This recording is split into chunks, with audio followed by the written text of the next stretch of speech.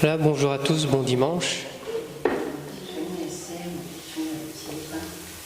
Nous saluons aussi ceux qui nous suivent en ligne sur notre page YouTube.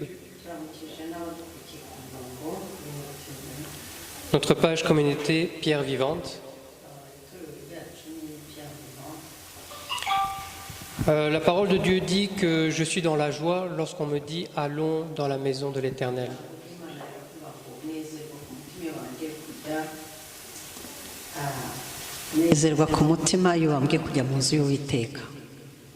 C'est pour ça que nous invitons aussi ceux qui nous suivent en ligne, en direct, de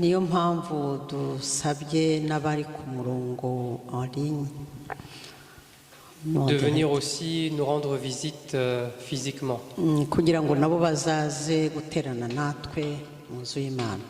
La parole de Dieu dit aussi dans Éphésiens, mettez à vos pieds les sandales de l'Évangile.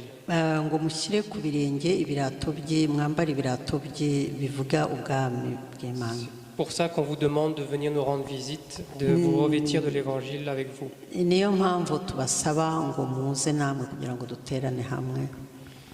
Aujourd'hui, on va parler de discerner les esprits.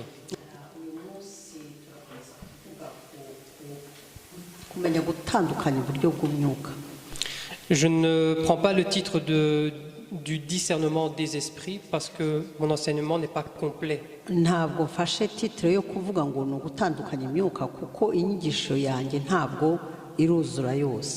C'est une façon seulement de discerner les esprits pour ajouter déjà à votre connaissance.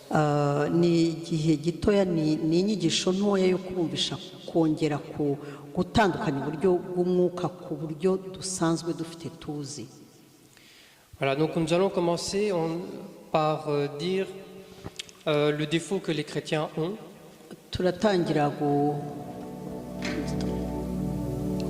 C'est le défaut que les chrétiens ils ont.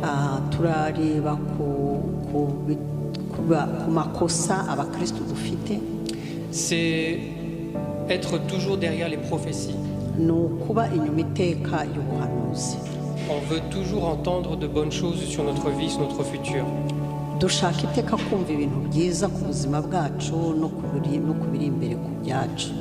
Et on se trompe souvent en disant que si dans cette église, le pasteur ou le prophète n'a pas de prophétie aujourd'hui, il n'a pas la parole de Dieu.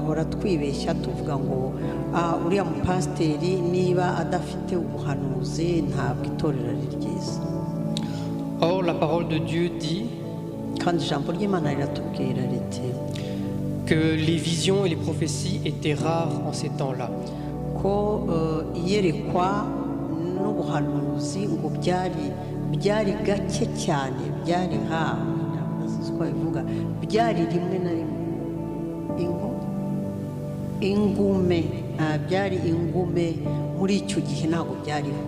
Donc ça, vous pouvez le voir dans 1 Samuel, dans Amos, et Lamentation et Ézéchiel disent que c'était rare d'avoir la parole de Dieu, les prophéties.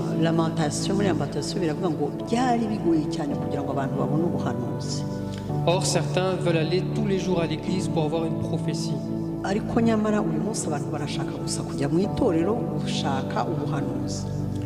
Alors, on se rend compte que les chrétiens ne cherchent pas Dieu, mais ils cherchent plutôt des voyants, des magiciens. Voilà.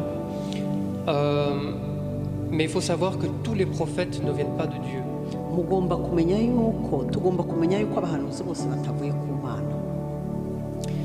Nous devons donc arrêter de chercher toujours des prophètes.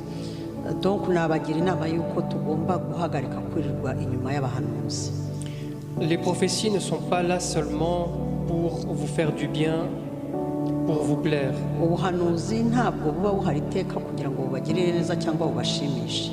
Mais elle est plus souvent là pour vous prévenir des punitions que Dieu va vous mettre.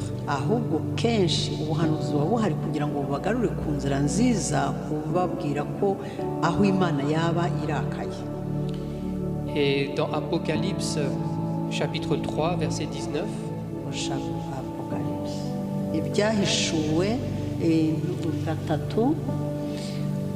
Dieu dit... Quel verset? Donc c'est chapitre 3, verset 19.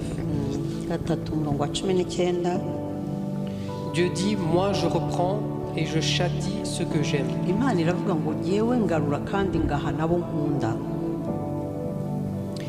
Donc on voit ici que Dieu n'est pas là seulement pour donner des prophéties qui nous plaisent, mais aussi pour nous bénir. turabona yuko Imana itabihari kugira ngo iduhe ubuhanuzi bwo kutugirira neza bwo kutunezeza ahubwo izana no kuduhana kutubwira kwiduhana. C'est ce qu'on peut voir aussi dans 1 Samuel avec David. Dushobora kureba nabwo Samuel na David. Dans le livre de Samuel. Quand le prophète Samuel est venu vers David, et il lui a prévenu du péché qu'il va subir,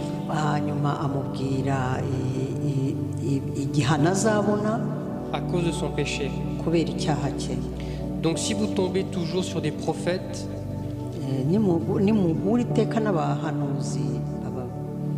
qui vous disent toujours de bonnes choses, vous pouvez donc vous poser des questions, pourquoi il vous dit jamais de mauvaises choses.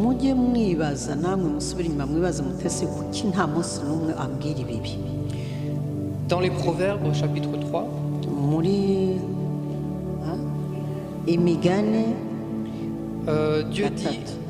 Dieu dit, mon fils, ne méprise pas la correction de l'Éternel. Et ne t'effraie point de ses châtiments.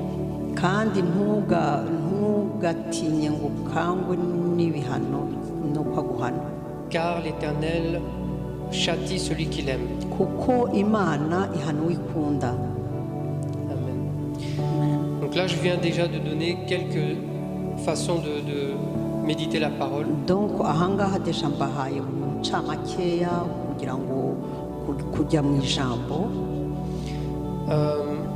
Et d'autre part, quand vous recevez une parole de Dieu, il faut faire ce que les Juifs ont fait dans Thessalonique.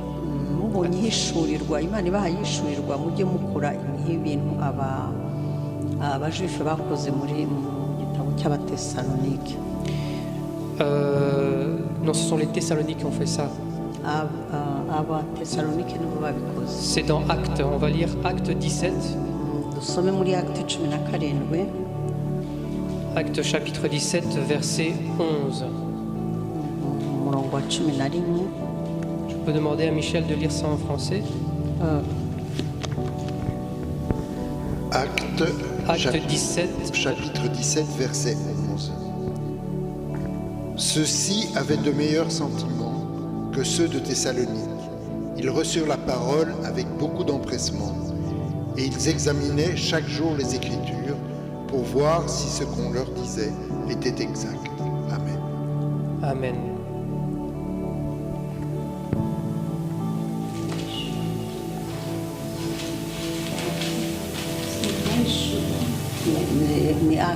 Acte 17.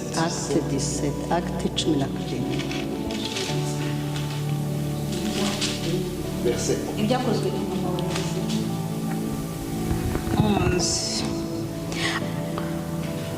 Ibyakozwe n'intumwa igice cya 17 umurongo wa 11. Ariko abo bo bari beza kuruta ab'i Tesalonike kuko bakiranye ijambo ry'Imana umutima ukunze, bashaka mu byanditswe iminsi yose kugira ngo bamenye yuko ibyo bababwiye ari iby'ukuri koko. Voilà. Amen. Ici, je voudrais insister sur le dernier mot de ce verset, qui est le mot exact.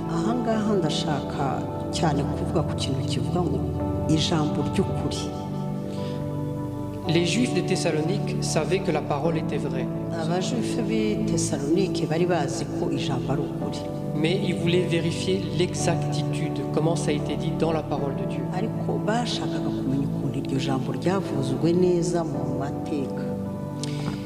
Et on peut voir aussi ça dans Genèse. dushobora kongera kubibona mu itangiriro chapitre 2, on peut le lire rapidement aussi. Genèse chapitre 2. Genèse chapitre ya kabiri. Ça, c'est la tentation de Satan. Ibyo ngibyo ni ibishuko bya satani. Donc Genèse chapitre 2 au verset 15 jusqu'à 17. Genèse chapitre 2, versets 15 à 17. L'Éternel Dieu prit l'homme et le plaça dans le jardin d'Éden pour le cultiver et pour le garder. L'Éternel Dieu donna ce commandement à l'homme. Tu pourras manger de tous les arbres du jardin, mais tu ne mangeras pas de l'arbre de la connaissance du bien et du mal, car le jour où tu en mangeras, tu mourras. Amen.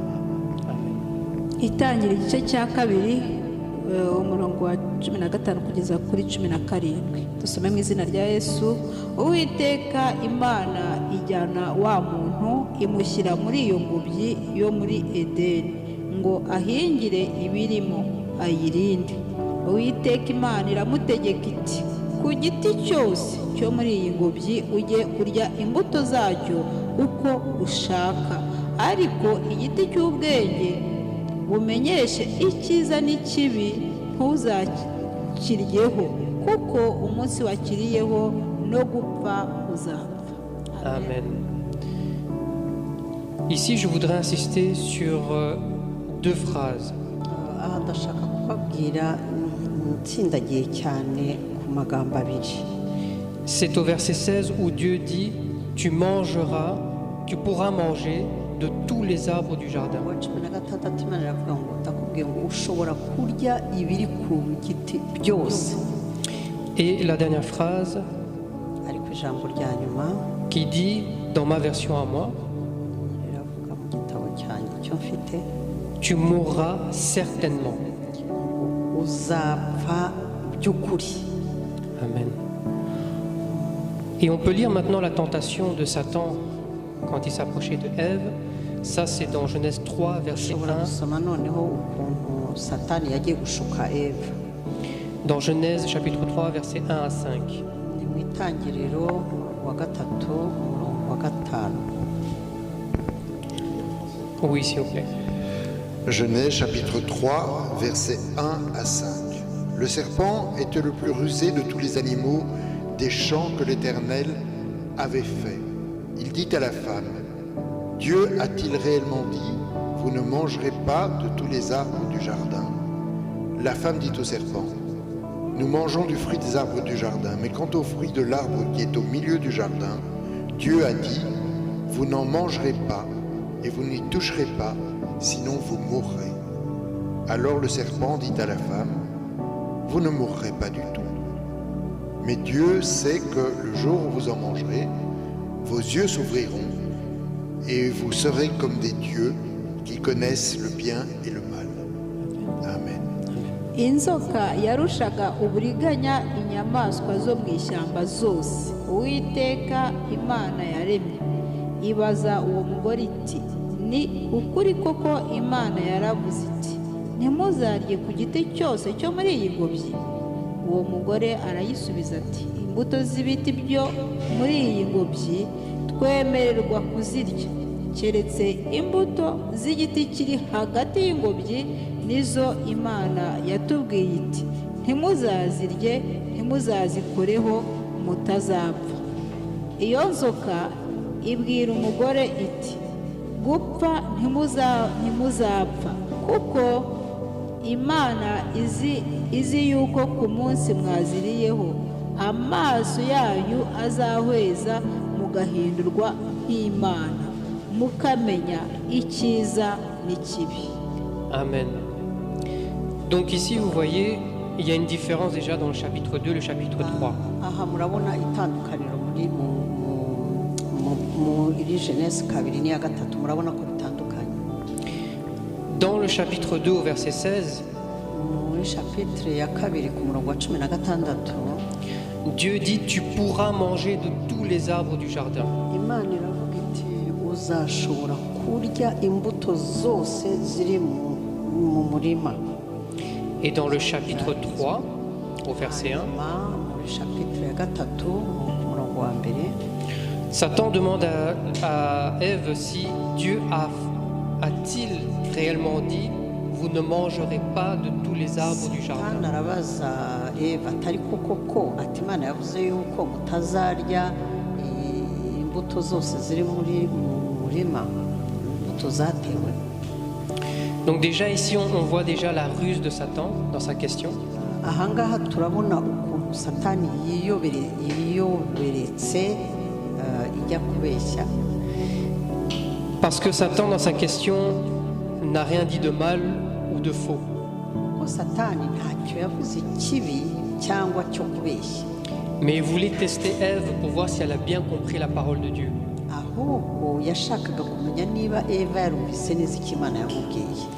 Alors ensuite, la deuxième différence, Aho byongeye gutandukanira icya kabiri, Dieu dit « Tu mourras certainement ». imana iravuga ati ndakubwiye ngo uzapfa by'ukuri. Et Ève dit « De peur que nous mourions ». Eva aravuga ati gutinya ko twapfa.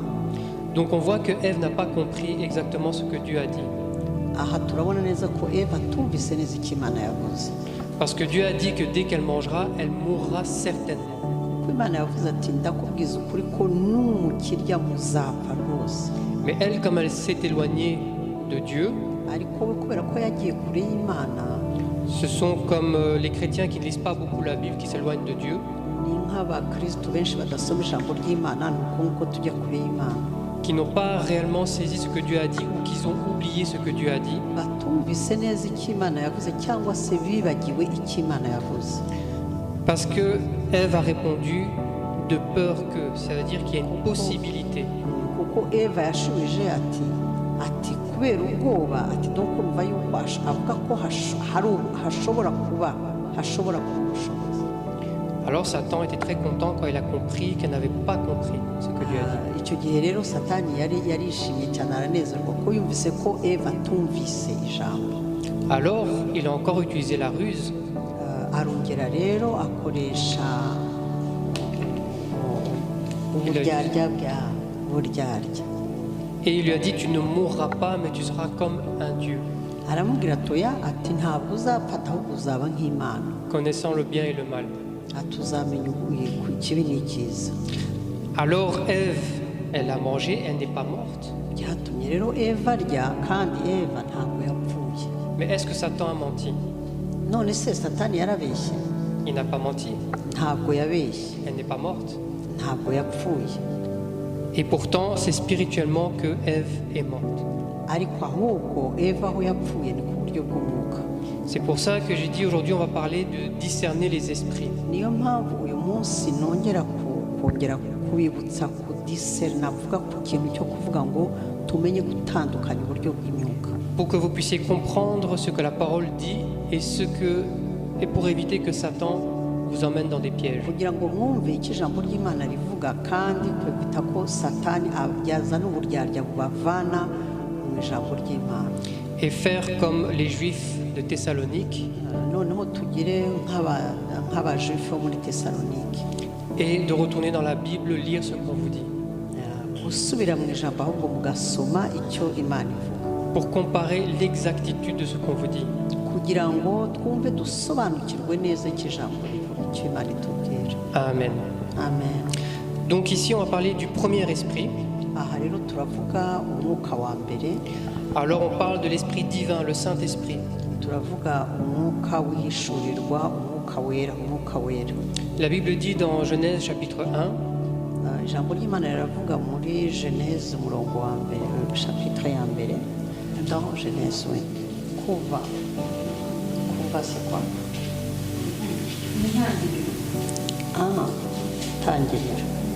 donc Genèse chapitre 1 à partir du verset 2, il dit Tangiriro.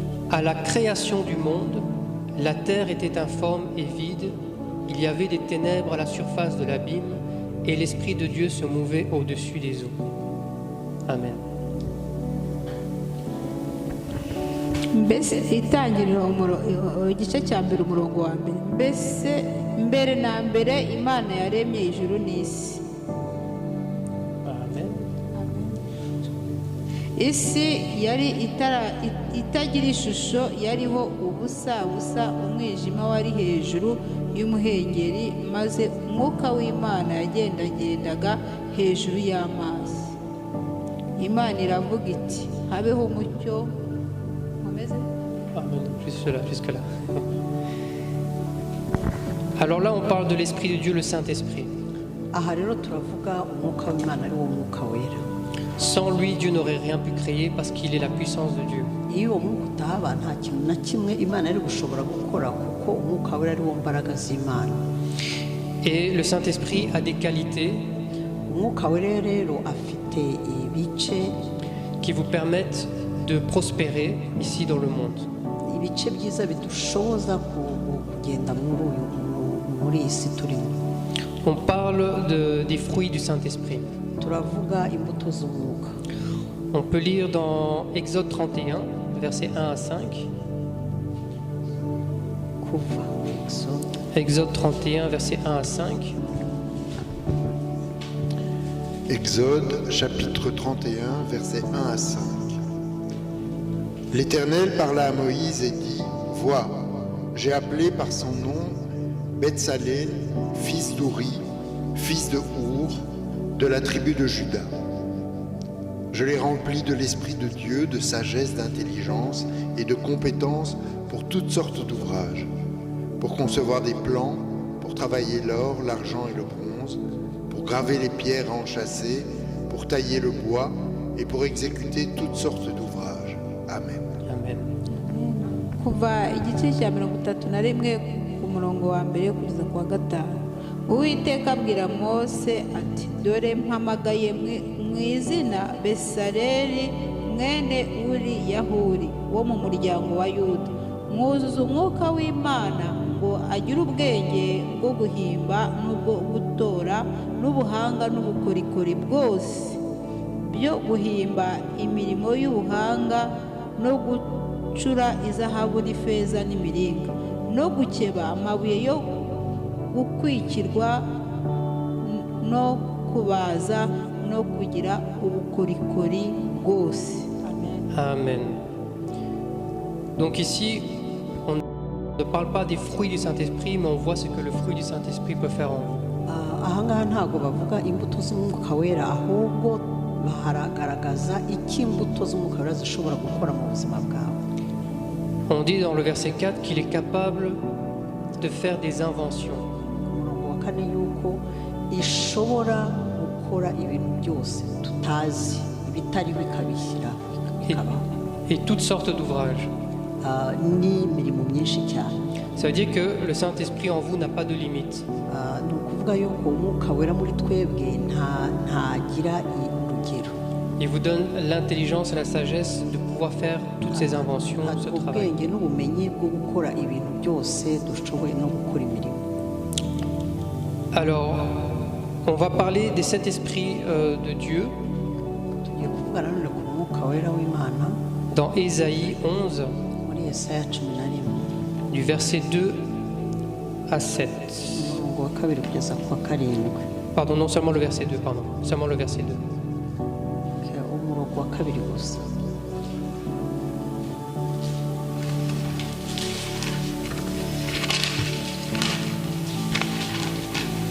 Ésaïe chapitre 11, verset 2. C'est juste après les psaumes. Après les psaumes, après les proverbes. Voilà. Redis-moi, Ésaïe, Chapitre 11, verset 2.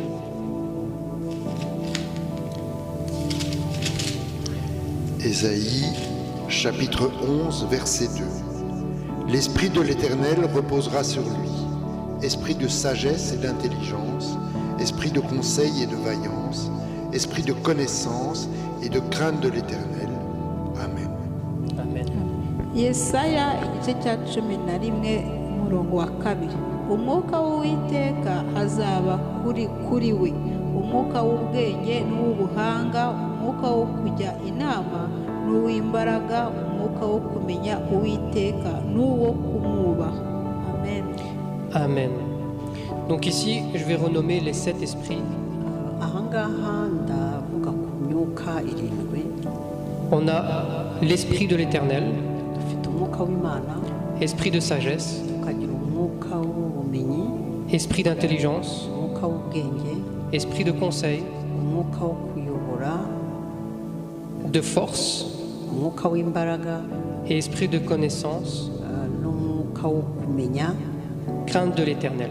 n'umwuka wo gutinya Imana, kubaha Imana. Voilà les 7 esprits de Dieu. Iyo ngiyo niyo myuka irindwi y'Imana. L'esprit de l'Éternel, c'est la présence même de Dieu. Umwuka wera, umwuka w'Imana ni ukuvuga kuba Imana iri kumwe natwe. L'esprit de sagesse, c'est la capacité à voir dans le monde spirituel, le monde divin. Umwuka w'ubumenyi ni umwuka wo guhishurirwa, wo kumenya ibiri kure n'ubumenyi. Ça ne veut pas dire que vous allez voir directement le monde spirituel, Ntabwo ari ukuvuga ngo muri bubone neza ibinyura mu mwuka byose, mais vous allez comprendre et voir quel esprit se cache derrière quelqu'un. ariko muri bugire kumva no guhishurirwa umwuka wihishe inyuma y'umuntu. Donc ça ne veut pas dire que vous allez voir un esprit, un mauvais esprit avec son apparence physique, Ntabwo muri bubone umwuka mubi uko umuntu ahagaze, mubone uko umuntu ahagaze aba ari we mwita umwuka, mais vous allez pouvoir discerner s'il vient de Dieu ou pas. ahubwo muragira guhishurirwa niba umuntu atumwe n'Imana cyangwa niba adatumwe n'Imana. Nous avons l'esprit d'intelligence. Dufite umwuka w'ubwenge. L'esprit d'intelligence, c'est la compréhension du discernement spirituel. Umwuka w'ubwenge ni ukugira guhishurirwa, umwuka wo Discernement spirituel. guhishurirwa ibintu byo mu mwuka, Donc guhishurirwa ku bintu byo mu mwuka. l'intelligence, c'est quand vous lisez la Bible, Iyo musomye Bibiliya, ubwenge ni ukuvuga iyo musomye Bibiliya, que vous commencez à comprendre par l'intelligence de Dieu beaucoup de choses, à discerner les esprits. mutangira kumva no kumenya byinshi cyane ku buryo bw'imyuka, bibahishurira uburyo imyuka ikora. Nous avons ensuite esprit de conseil. Hanyuma noneho tukagira umwuka wo kujya inama. C'est la capacité de diriger, de conseiller selon Dieu. Ni ukugira ubushobozi bwo kuba wagira umuntu inama mu bwenge n'ubushobozi bw'Imana, Comme un évangéliste, un pasteur, un prophète. nk'umuvugabutumwa cyangwa se umushumba, umuhanuzi. Ensuite, nous avons l'esprit de force. Noneho tukagira umwuka w'imbaraga. Ça, c'est l'esprit qui vous donne le courage, l'endurance dans les prières et la puissance divine. Uwo ni umwuka ubaha ubushobozi bwo kugira igihe cyo kuba mu masengesho no kubaha vrema, kuba umuntu ataruha, atananirwa, kuba mu buzima mu buryo bw'umwuka bw'Imana. Alors ici, je vais parler un peu du courage. Aha ndashaka kubabwira ukuntu kuhaje no kugira imbaraga twazivuze. Alors, Kugira ubutwari. le courage, par exemple, dans le résister à toutes les attaques du malin, aller de l'avant et se battre contre le malin. Ubutwari ni ukunanira ibishuko by'umwanzi, ukagenda imbere ugatambuka ntabe yakuzibira. Nibwo butwari. Que Dieu vous donne la force à résister et pas à reculer contre le malin. Imana ibaha imbaraga byo kugira ubutwari imbere y'umwanzi, ahubwo aho kugira ngo uhunge. Amen. C'est comme Daniel quand on l'a mis dans la fosse au lion. Ni nka Daniel bamushyize mu cyobo cy'intare. Il n'a pas perdu son temps à courir parce qu'il savait que les lions allaient de toute façon l'attraper s'il courait. Ntabwo yashatse kwirukanka kubera ko yari azi ko de toute façon intare yamufata niyo yakwiruka.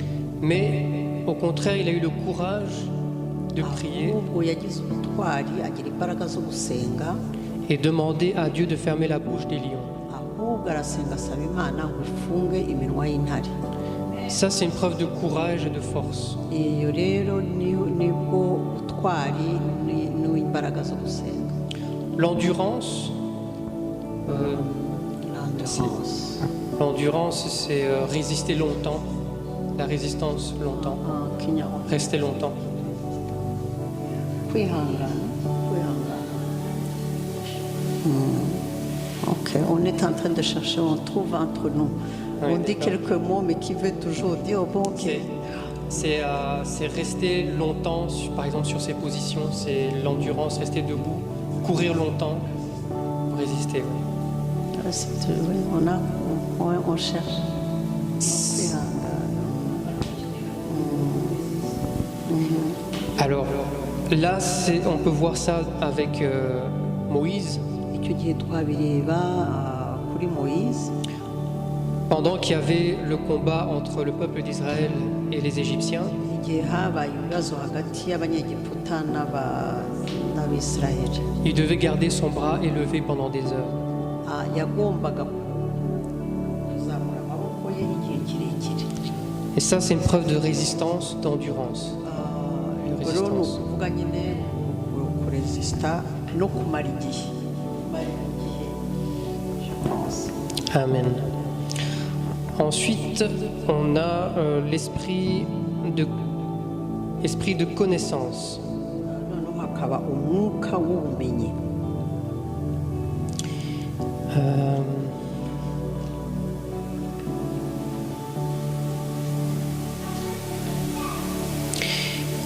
C'est la capacité à comprendre et voir les voies de Dieu. Umwuka w'ubumenyi ni ukugira ubushobozi no guhishurirwa ubumana mu muntu, guhishurirwa ubumana mu muntu. C'est reconnaître comment ton Dieu te parle. Kumenya ukuntu Imana ikuvugisha.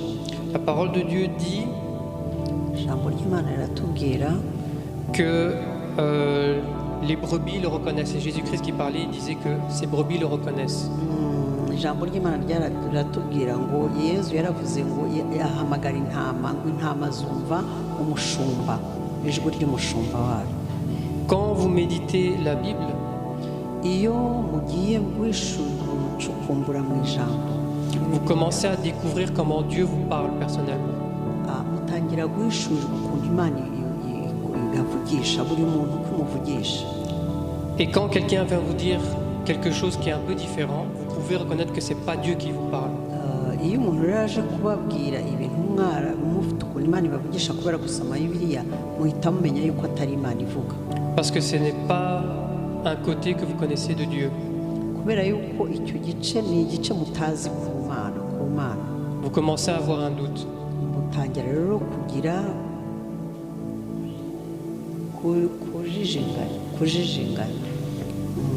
Et quand vous avez un doute, c'est là que vous comprenez que ça ne vient pas de Dieu. Iyo mutangiye kujijinganya rero niho mwumva yuko bitavuye ku Mana. Enfin, on a l'esprit de crainte de l'Éternel.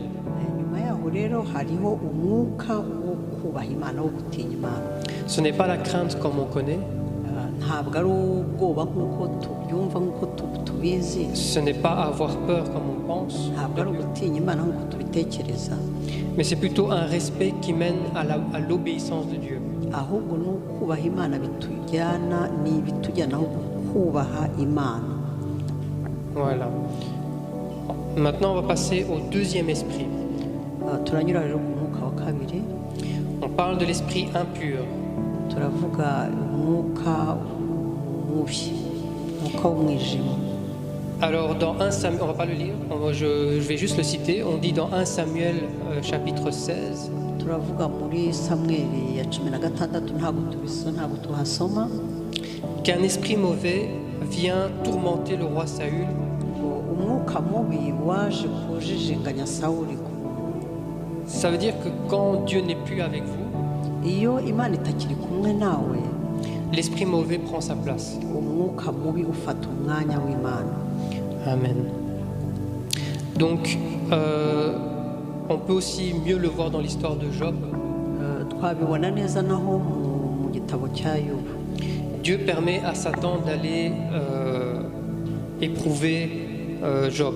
Imana yemereye uruhushya Satani kugira ngo ajye kugerageza Yobu.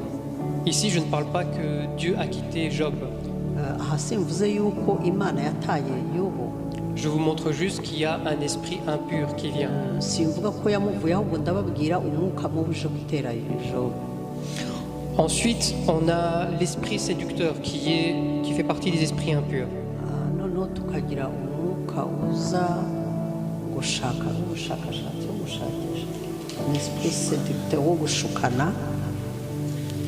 Et là, j'aimerais bien qu'on lise dans 1 Roi, aho nakwifuza ko dusoma mu gitabo cya mbere cy'abami chapitre 22, aho umurongo igitabo cya 22.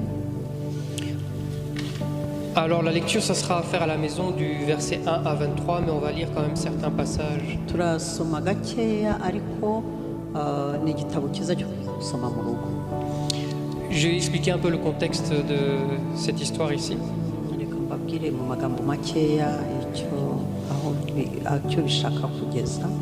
Alors on dit que pendant 3 ans, il n'y a pas eu de guerre entre la Syrie et Israël. baravuga ko imyaka 3 ntabwo habaye intambara hagati ya Siriya n'Isiraheli. Donc 3 années, on peut comprendre que c'est le ministère de Jésus-Christ. ubwo mu myaka 3 tuvuge ko ari igihe ari mu mirimo y'umwami Yesu Kristo. Ça, c'est la paix. icyo gihe ni amahoro. Après la paix, donc après les 3 ans, ariko nyuma y'imyaka 3 ici on dit que Josaphat, le roi de Juda, baratubwira yuko Josafati umwami w'abayuda il est parti voir le roi d'Israël yagiye kureba umwami w'Abisiraheli.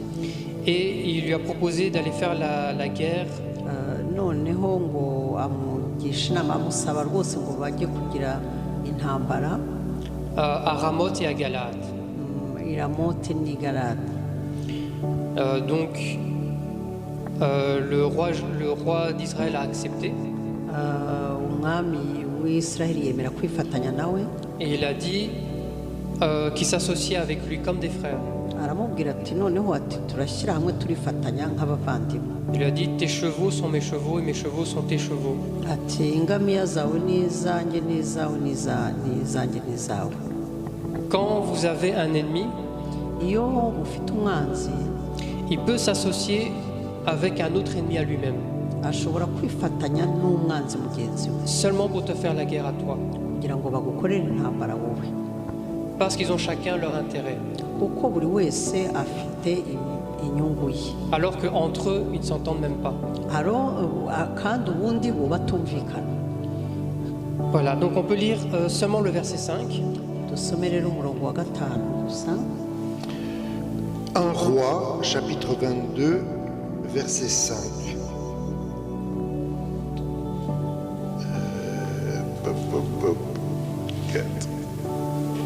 Un instant. Puis Josaphat dit au roi d'Israël, consulte maintenant, je te prie, la parole de l'Éternel. Amen. Amen. abami ba mbere igice cya 22 umurongo wa 5. Yehoshafati abwira umwami w'Abayisirayeli ati ndakwinginze ubu banza ugishe ijambo ry'Uwiteka inama. Donc vous voyez ici, il consulte la parole de l'Éternel. murabona ko ahangaha ikintu cya mbere babanje kujya kureba icyo Imana ibivugaho, ijambo ry'Imana. On ne dit pas que ce sont des ennemis d'Israël. ntabwo bavuga ko ari abanzi b'Isiraheli, On dit que ce sont des personnes d'Israël, des enfants de Dieu, baravuga ko ari abantu b'Isiraheli, ni abantu b'Imana qui se lèvent contre toi. bahagurutse ku kontre wowe, Donc baguteye. ce n'est pas des ennemis que vous ne connaissez pas, ce sont des personnes que vous connaissez qui sont au milieu de vous. ntabwo rero noneho ari ukuvuga ngo ni abantu mutazi, ahubwo ni abantu muzi bahagurutse hagati yanyu, Qui vous cherchent la guerre, babashakaho intambara, alors qu'ils connaissent la parole de Dieu. kandi abo bantu bazi ijambo ry'Imana. Amen. Donc on peut continuer à lire du verset 6 à 9. Versets 6 à 9. Le roi d'Israël rassembla les prophètes au nombre d'environ 400 et leur dit, irai-je au combat contre Ramoth et Galade, en Galade, ou dois-je m'en abstenir? Ils répondirent, monte, et le Seigneur livrera entre les mains du roi. La livrera entre les mains du roi. Mais Josaphat dit, n'y a-t-il plus ici aucun prophète de l'Éternel par qui nous puissions le consulter? Amen. Amen. nuko umwami w'Abayisirayeli ateranya abahanuzi ari abagabo nka 400, arababaza ati ntabare i Ramoti y'i Galeyadi cyangwa se Doreri? Baramusubiza bati tabara, kuko Uwiteka azahagabiza umwami. Ariko Yehoshafati arabaza ati mbese nta wundi muhanuzi w'Uwiteka uri hano ngo tumubaze? Umwami w'Abayisirayeli asubiza Yehoshafati ati hasigaye undi mugabo twabasha kugisha Uwiteka inama, ariko ndamwanga kuko atampanurira ibyiza keretse ibibi. Uwo ni Mikaya mwene Imura. Voilà. Donc, on peut lire, on a compris ici qu'il y a plus de 400 prophètes qui ont été convoqués. ahangaha murumva yuko barinze gushaka abahanuzi 400, Et ces 400 prophètes ont prophétisé la même chose. kandi abo bahanuzi 400 bose bavuze bimwe. Mais Josaphat n'était pas convaincu. Ariko Josafate ntabwo yabyemeye, Il a demandé- ntabwo yari abizeye. Il a demandé s'il n'y en a pas un autre, un dernier. Atese ati nta wundi muhanuzi wa nyuma twabaza. Donc c'est ce qu'on disait au début quand j'ai fait mon introduction. Nicyo kintu twavuze rero ku ntangiriro nkibivuga. Si vous tombez toujours sur un prophète qui vous dit toujours ce que vous voulez entendre, ngo nimubona iteka umuhanuzi wabwira iteka ibyo mushaka kumva, c'est qu'il y a un problème. hazaba hari ikibazo. Josaphat, il voulait entendre au moins une personne qui dise différemment. Josafate yashakaga byibura umuntu umwe wavuga ibitandukanye. Ensuite, dans ce verset-là, on a parlé d'un prophète qui est venu avec des cornes de fer.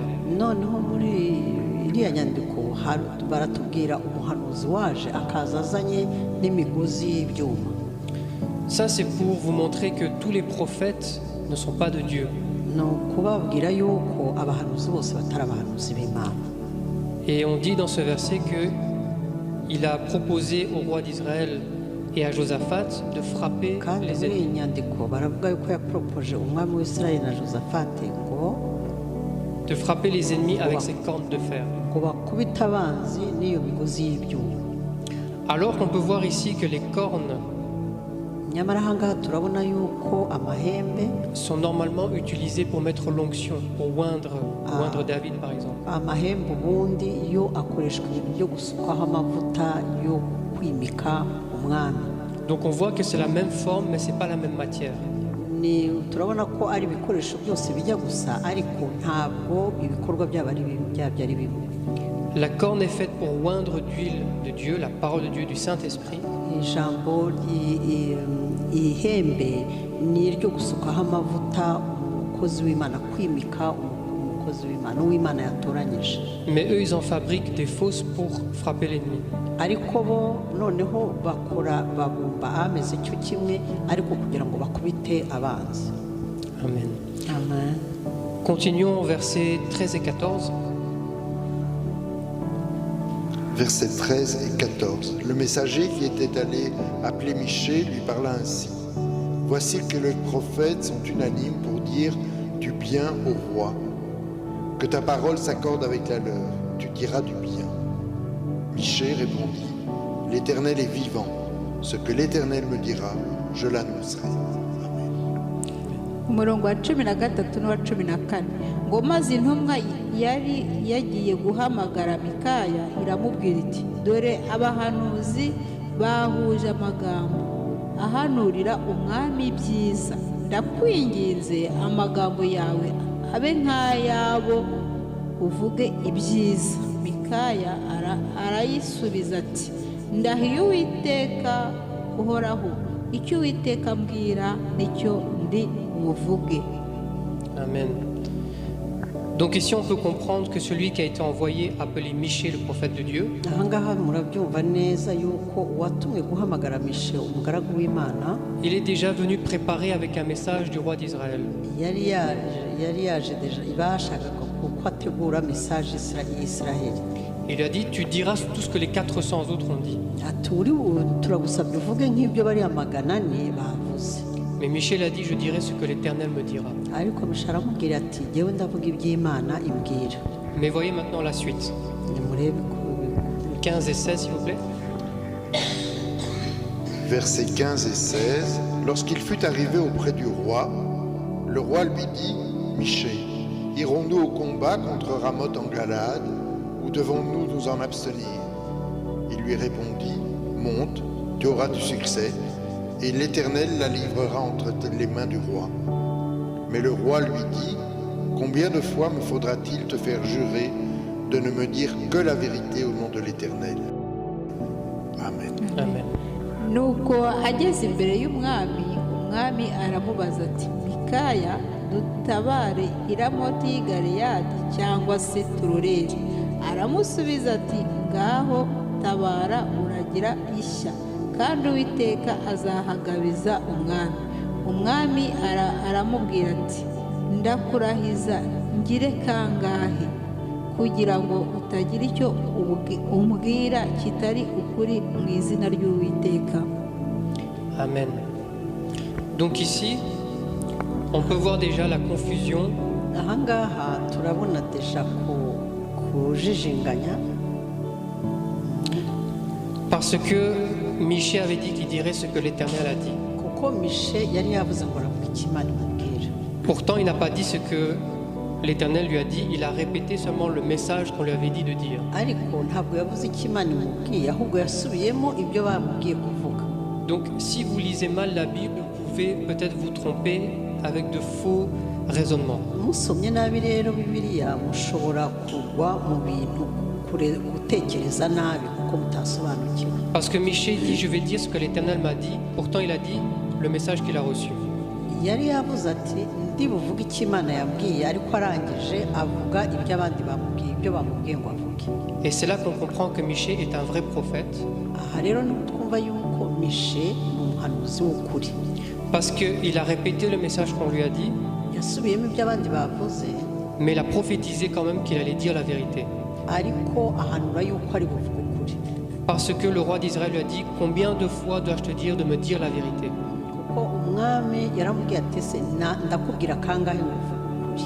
Alors la suite, si on peut lire 17 et 18, noneho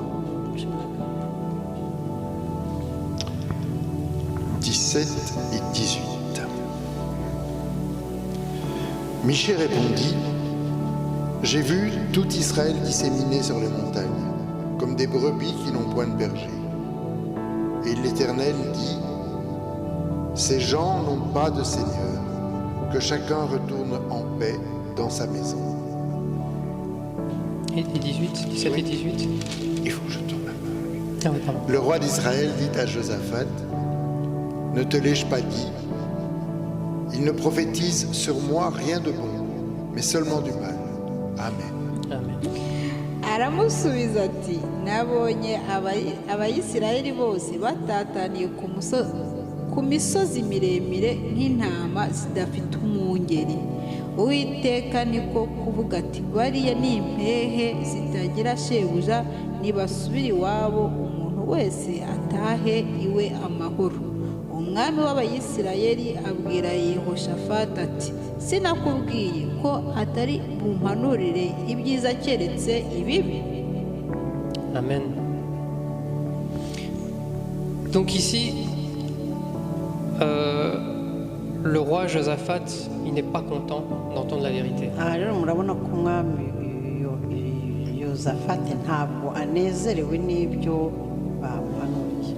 Et c'est la même chose avec nous, on n'aime pas entendre la vérité, on préfère être séduit par des paroles. ni kimwe natwe rero ntabwo dukunda ukuri ahubwo dushaka ibinezeza, amajambo atunezeza. Des paroles de 400 prophètes contre un. amajambo 400 y'abahanuzi ku ijambo rimwe gusa ry'ukuri. Un prophète n'est pas là pour plaire, pour te plaire, pour combler ton cœur. umuhanuzi wundi ntagomba kuhaba kugira ngo anezeze umutima wawe. Il est obligé de parler au nom de Dieu, au nom de l'Éternel. ntagomba kuvuga iteka mu izina ry'Imana. Il est là pour représenter Dieu devant les hommes. imbere y'abantu ahari kugira ngo avugire Imana. C'est comme notre frère Michel nous avait prêché là-dessus.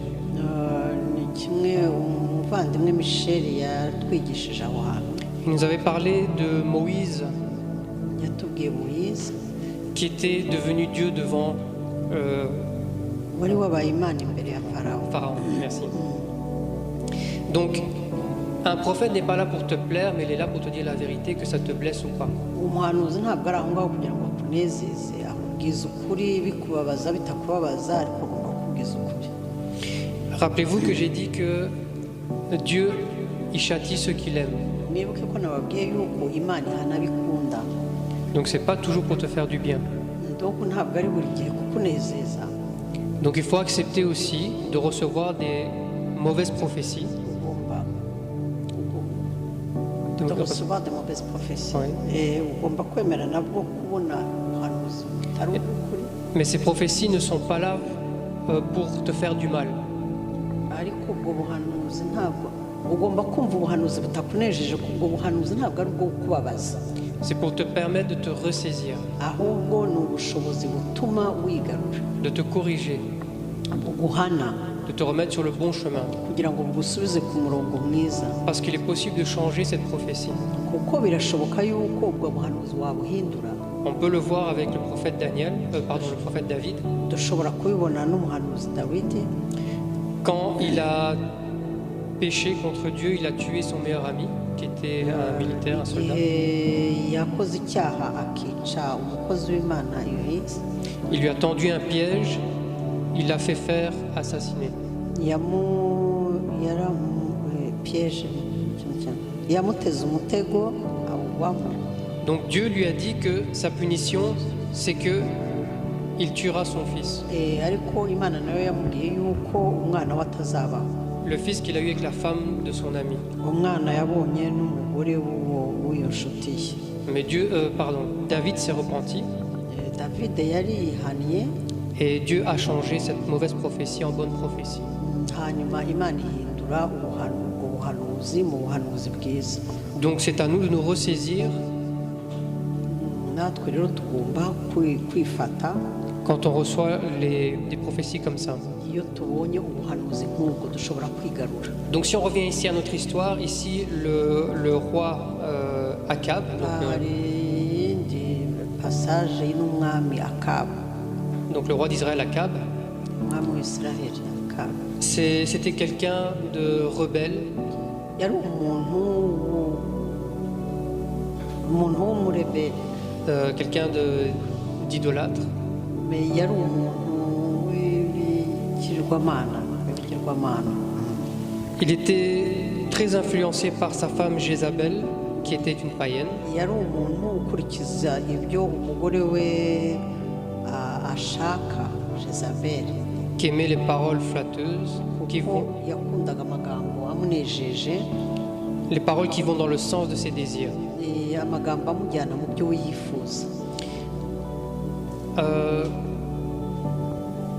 Oui, voilà, donc ça c'est bon. Ensuite, maintenant, nous allons passer au troisième esprit. turanyura ku mwuka wa gatatu. Alors, on parle de l'esprit de discernement. Umwuka w'ubumenyi. Comme on avait dit, l'esprit de discernement, c'est le don de fruits spirituels pour voir le monde invisible. nk'uko twabivuze, ni ukuvuga umwuka wo kujyana ku bintu bitagaragarira amaso, bikakwereka iby'amaso atabona byo mu mwuka. Comme je l'ai dit, ce n'est pas un esprit discernement qui va vous permettre à voir les esprits qui se promènent autour de vous. nk'uko nababwiye, ntabwo ari umwuka wo kugira ngo ubereke ngo imyuka iriho igenda iruhande rwanyu, Mais c'est une capacité à discerner. ariko ibaha ubushobozi bwo guhishurirwa. Je me rappelle, il y a quelques années, il y a très longtemps, il y a plus d'une vingtaine d'années, ndibuka hashize imyaka 20, j'aimais bien sortir avec mes amis, aller danser en boîte, nakundaga gusohoka n'inshuti zanjye kujya muri boîte, jusqu'à ce qu'on me dise, fais un peu attention autour de toi des gens. bakora kugeza igihe bamubwiye bati uramenya ujye ukora attention n'abantu bari iruhande rwawe, On regarde un peu leur comportement quand ils sont en boîte. ujye ureba uko bitwaye bari muri boîte de nuit. Alors je suis sorti et j'ai fait le test. noneho rimwe ndasohoka ndeba uko bimeze, Et quand vous regardez vraiment les gens, noneho iyo urebye neza abantu, quand vous les observez sous la musique, iyo ubareba neza igihe babyina sous l'influence de l'alcool, banyoye inzoga, vous n'avez pas l'impression qu'ils sont humains. ntabwo mubona ko ari abantu. Ce n'est pas que tu vois les démons, ce n'est pas ça. ntabwo ari ukubona yuko ubona abadayimoni, ntabwo ariko bimeze. C'est que tu discernes que c'est pas un endroit où l'Esprit de Dieu il est. ni uko uhishurirwa yuko aho hantu ntabwo ari umwuka w'Imana uhari. Parce que quand vous regardez comment les gens dansent ou se donnent à 100% dans une musique, iyo urebye ukuntu abantu baba babyina cyangwa ukuntu bitanga cyane mu kubyina izo mbyino z'isi, vous avez l'impression qu'ils sont fous. mwumva yuko mubona ko basaze. Même quand ils vous regardent, vous avez l'impression qu'il a un regard vide. n'iyo akurebye usanga indoro ye irimo ubusa. Donc c'est une façon de discerner l'esprit de quelqu'un, c'est l'esprit de discernement. uwo nguwo ni umwuka nyine wo gutata, wo guhishurirwa byihishe. On peut lire dans 1 Corinthiens chapitre 12 verset 10. 1 Corinthiens 12, 10. Abakorinto 12 umurongo wa 10. Verset 12, chapitre 12, verset 10. Chapitre 12 verset 10, oui. 1 Corinthiens 12 chapitre 10. Verset 10. Pardon, verset 10. Chapitre 12 verset 10. 1 Corinthiens, chapitre 12, verset 10. À un autre, le don d'opérer des miracles, à un autre la prophétie, à un autre le discernement des esprits, à un autre diverses sortes de langues, à un autre l'interprétation des langues. Amen. Amen. Abakorinto ba mbere igice cya 12 umurongo wa 10. Undi agahabwa gukora ibitangaza, undi agahabwa guhanura, undi agahabwa kurobanura imyuka, undi agahabwa kuvuga indimi nyinshi, undi agahabwa gusobanura indimi. Donc c'est un don de discernement des esprits. ko ari umwuka wo guhishurirwa, wo gushushanya iyindi myuka. C'est un don que tu travailles. ni umwuka ugomba kwantrena, Voilà, ukuza. un don que tu développes. ni umwuka ukuza, ushaka. C'est pas quelque chose que tu reçois quand tu viens au monde. ntabwo ari umwuka ubona, ntabwo uzana uje uvutse.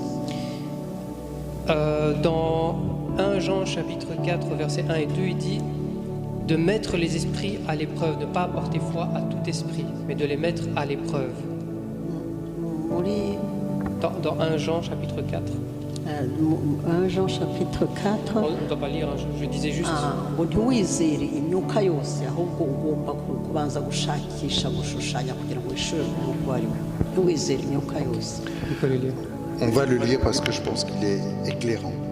1 Jean, chapitre 4, verset 1. Bien-aimés, ne vous fiez pas à tout esprit, mais éprouvez les esprits, pour savoir s'ils sont de Dieu, car plusieurs faux prophètes sont venus dans le monde. Amen. Amen. Chapitre 4, Chapitre 4, verset 1. versets 1 et 2. 1 Jean. 1 Jean 4, 1 et 2. Ah, je n'ai pas lu le 2, je lis le 2. Ah oui. Reconnaissez à ceci l'Esprit de Dieu, tout esprit qui confesse Jésus-Christ, venu en chair, est de Dieu. Amen.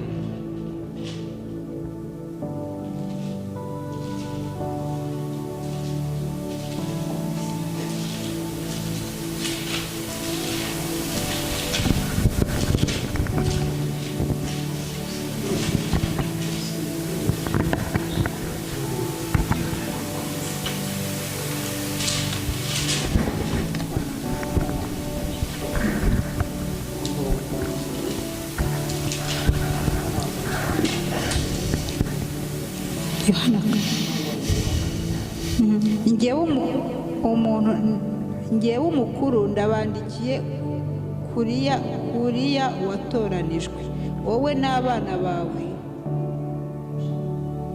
Chapitre 4, versets 1 et 2. Chapitre 4. Ok. Bakundwa, ntimwizere imyuka yose, ahubwo mugerageze imyuka ko yavuye ku Mana, kuko abahanuzi b'ibinyoma benshi badutse bakaza mu isi. Iki abe ari cyo kibamenyesha umwuka w'Imana. Umwuka wose uvuga ko Yesu Kristo yaje afite umubiri ni wo wavuye ku Mana.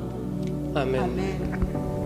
Donc ici, on vous dit de ne pas apporter foi à tout esprit, mais de les éprouver. aha ngaha barababwira ngo ntimwizere imyuka yose ahubwo muyige.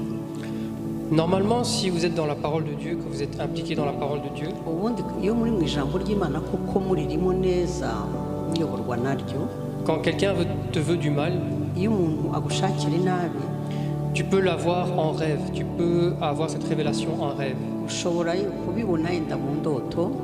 Et c'est de cette façon-là que tu peux éprouver l'esprit. Icyo gihe niho wowe pruva umwuka. Comment l'éprouver? La parole de Dieu dit ijambo ry'Imana riravuga que ils ne confesseront jamais que Jésus-Christ est enfant de Dieu. Il est Dieu venu en chair. nta na rimwe izavuga yuko Yesu Kristo ari umwami. Un prophète ou un pasteur ou quelqu'un qui n'est pas en Dieu il peut proclamer cela. Umupasiteri, umuhanuzi, umushumba uri muri Kristo ashobora kubivuga. Mais en esprit, il est impossible de pouvoir confesser cela. Ariko ku buryo bw'umwuka ntabwo byoroshye kugira ngo umuntu abivuge. Et c'est pour ça que umwuka w'Imana abivuge. C'est pour ça que la Bible insiste là-dessus de ne pas se fier à tout esprit. Niyo mpamvu ijambo ry'Imana rihata kugira ngo twumve neza ntitwizere imyuka yose. Parce que si c'était de manière physique, kuko iyaba ari ibintu byo mu gihagararo cy'umuntu, un mauvais serviteur de Dieu peut proclamer cela. umukozi w'Imana utari we ubeshya ashobora kubivuga. Mais un esprit ne peut jamais professer cela. Ariko umwuka w'Imana w'ukuri ushobora kubivuga, ariko utari uw'Imana ntushobora kubivuga. Là, je vais lire un dernier verset, on va clôturer tout doucement. Aha ngaha ndasoma ijambo rya nyuma. Donc, je vais lire dans Hébreux chapitre 5, Abaheburayo 5 versets 13 et 14. umurongo wa 13 n'uwa 14. Or, quiconque en est au lait n'a pas l'expérience de la parole de justice, car il est un enfant. Mais la nourriture solide est pour les enfants faits, pour ceux dont le jugement est exercé par l'usage à discerner ce qui est bien et ce qui est mal. Amen. Je vais continuer parce qu'on va clôturer tout doucement. Donc ici, on nous demande on dit que les personnes exercées, aha ngaha baratubwira yuko abantu biyigisha, c'est-à-dire les personnes qui ne se détachent pas de la Bible, abantu batajya kure y'ijambo ry'Imana, qui la méditent, qui la lisent tous les jours, barisoma bakomeza kuryunga basoma buri munsi. on dit que leur jugement est exercé. Bavuga yuko jugement, urubanza, On dit que leur jugement est exercé, ça veut dire qu'ils sont matures dans le discernement des esprits. bavuga ko urubanza ruzababera kuko bafite gusobanukirwa iby'umwuka. Là, donc, faisons comme les Juifs à Thessalonique, de lire la Bible, Tugere rero méditer, nk'abajuife b'i Tesalonike gusoma ijambo ry'Imana, gukomeza kuryungamo, kuribamo, se poser toujours des questions. iteka kwibaza, iteka kubanza kwibaza ku kintu, Sur chaque mot que la Bible prononce. kwibaza ku ijambo ryose ijambo ry'Imana rivuga, Parce que chaque mot a son importance. kuko buri jambo ry'Imana ryose rifite agaciro karyo. Parce que la parole de Dieu dit que celui qui retire ne fût-ce qu'un iota de sa parole sera jeté en enfer. Ijambo ry'Imana riravuga ngo umuntu uzakuraho inyuguti imwe azaba yishe ijambo ry'Imana, Amen. n'uzaryongeraho azaba yishe ijambo ry'Imana. Amen. Il y a un dernier esprit, mais on ne pourra pas en parler aujourd'hui puisqu'on n'a pas beaucoup de temps. Hari umwuka wa nyuma tudashobora kuvuga uyu munsi kuko ntabwo umwanya uhagije. Et voilà, c'est ce que je vais vous partager, que Dieu nous aide à retirer le voile qui est devant nos yeux, Ariko ni ukuri icyo nsaba Imana ni uko Imana idufasha igakuraho idutwikiriye, wari dutwikiriye, afin de reconnaître l'esprit de Dieu et le mauvais esprit, kugira ngo tumenye gusobanukirwa umwuka w'Imana n'imyuka mibi. car de nos temps, le temps présent, kuko ubu ngubu ibihe turimo, la Bible dit que l'Antéchrist est présent, qu'il est déjà là, ijambo ry'Imana riravuga ngo antikristo ubu ngubu ngo yaraje arahari, et qu'il y a beaucoup qui ne le reconnaissent pas et qui risquent de tomber dans les pièges du malin. kandi ko hari benshi batamusobanukirwa ngo bamubone bashobora kuva mu mutego wa Satani. La parole de Dieu dit que vous les reconnaîtrez à leurs fruits. Ijambo ry'Imana riravuga ngo muzabamenyera ku mbuto zabo. Donc, par rapport à leurs fruits, vous pouvez déjà discerner l'esprit qui est en eux. Urebye gusa imbuto z'umuntu uhita usobanukirwa n'uko umurimo. Voilà, donc aujourd'hui on a donné quelques exemples, ce ne sont pas les exemples parfaits, mais c'est une façon de voir. Uyu munsi natanze ibyo dushobora gusobanukirwaho ariko ntabwo twabirangije cyangwa ngo dusobanukirwe neza. Amen. Amen.